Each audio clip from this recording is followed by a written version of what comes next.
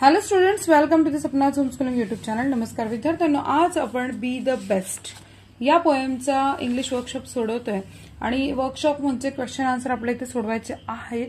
जर नवीन असेल चॅनलला तर पटापट चॅनल सबस्क्राईब करा, बेल आयकॉन दाबा. क्वेश्चन 1 आहे, read the words names given below, put the big size bigger ones in the big circle and the smaller one in the small circle.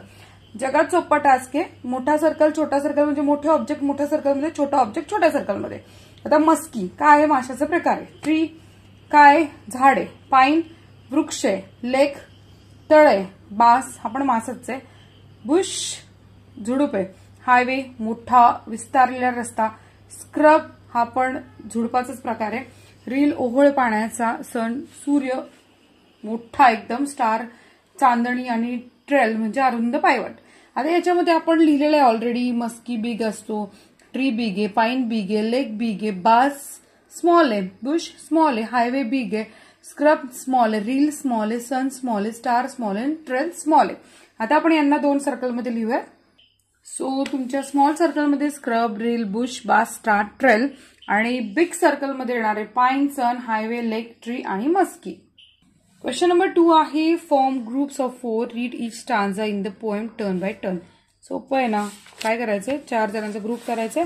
प्रत्येक stanza वाचायचा, कारण 4 तर स्टांजा आहेत तिथे. Stanza म्हणजे काय, कडवी आहेत कवितेची.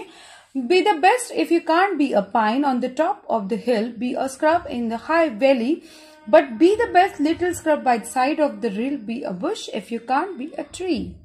If you can't be a bush, be a bit of the grass and some highway happier may. If you are a muskie, then just be a bass, but the liveliest bass in the lake.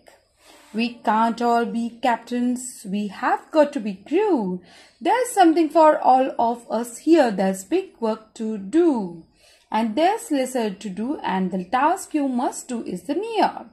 If you can't be a highway, then just be a trail. If you can't be the sun, be a star. It isn't by size that you win or you fail. Be the best whatever you are. So Douglas मोलॅकची कविता आपण 4 stanza 4 जणांनी म्हटलं असं आपण assume करूया, समजून घेऊया. तर थर्ड क्वेश्चन आहे, find and write the pairs of rhyming words from the poem.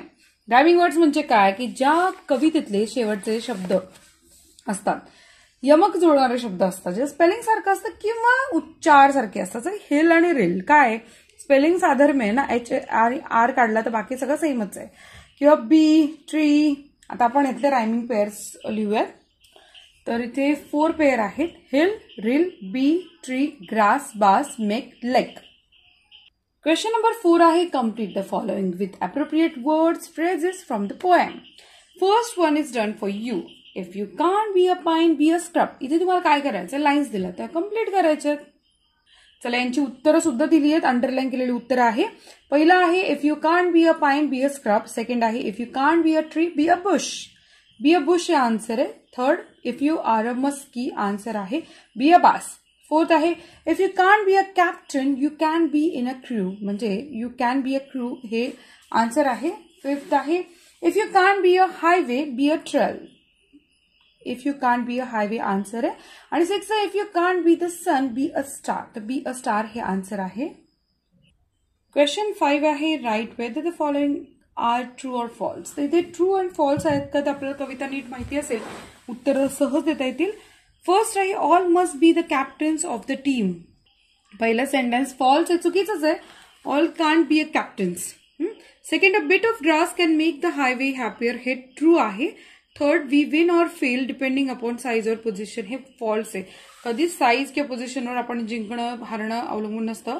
Four, a scrub is found at the top of the hill, false आहे, कारण स्क्रब काय व्हॅलीमध्ये सापडतं. 6 आहे, whatever job you have to do your best, हे ट्रूच आहे. Question number 6 आहे, write an appreciation of the poem with the help of the points given below. जगात सोपी गोष्ट आहे appreciation of the poem. Appreciation करतो आपण कवितेचं, त्यावेळेस सगळ्यात महत्वाचं असतं आपल्याला 5 मार्क त्याच्यात मिळणार. त्यामुळे हे डोक्यात ठेवायचं की हा प्रश्न सोडायचा नाही. टायटल ऑफ द पोएम म्हणजे काय, कवितेला जे नाव दिलेलं आहे, जे नाव आहे बी द बेस्ट, ते टायटल ऑफ द पोएम आहे, ते लिहायचं. The poem is written by. आता कोणी लिहिली कविता, तर आपल्याकडे कवी आहे डग्लस मोलॅक. तर हे कवितेचं नाव लिहायचं. सगळं दिलेलं असतं, आपण फक्त उतरवायचं असतं. आता समजा कवी नसेल तर इथे अननोन रायटर आहे, अननोन ऑथर आहे. The poem has dash dash stanza. तर किती कडवी आहेत कवितेमध्ये? 4 कडवी आहे. कारण तुम्हाला माहिती आहे आपण मगाशी बोललोय. Each stanza has dash dash lines. आता प्रत्येक स्टांजामध्ये किती लाईन्स आहे बघा बरं. प्रत्येक स्टांजामध्ये तुम्हाला साधारण लाईन दिसत आहेत. हे बघा. The title of the poem, Be the Best. The poem is written by Douglas Molag. The poem has 4 stanzas. Each stanza has 4 lines. The poet compares big things with small things. आणि fourth आहे, the line has that rhyme in each stanza are first and second, third and fourth. म्हणजे पहिलं दुसऱ्याशी तिसरं चौथ्याशी rhyming scheme rhyme आहे. If you can't be is a repeated expression in the poem. सारखं वाक्य कोणतं रिपीट केलंय? If you can't be. आणि 7वा आहे, the line I shall always remember is be the best of whatever you are. तर हे झाली उत्तरं, ज्याला अंडरलाईन केलं सगळी उत्तरं आहेत. क्वेश्चन नंबर 7 ना खूप interesting. Read the given extract from the poem little drop of water by Julia Fletcher Carney. Learn it up, set it to a tune and enjoy singing it. You may ask your teacher to help you. आता इथे कविता आहे जी Julia Fletcher कॅर्नी यांनी लिहिलेली आहे आणि little drop of water. तर ही कवितेला चाल लावायची. तर लावायची का आपण चाल? प्रत्येकाची वेगळी असू शकते. I will try my level best.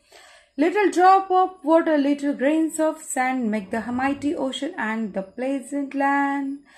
Little deeds of kindness, little words of love help to make earth happy like the heaven above. In this way you can arrange any kind of tune, whatever you like it. Encourage the student to discuss freely all the point in details. Teacher may explain more about appreciation of the poem. The appreciation of the poem हा महत्त्वाचा factor तुम्हाला कळाला असणार आहे. Video आवडल्यास like करा, चॅनलला subscribe करा आणि थँक्स बटन प्रेस करून आमच्या कामाला प्रोत्साहन द्या आणि व्हिडिओ शेअर करा. Bye bye, take care.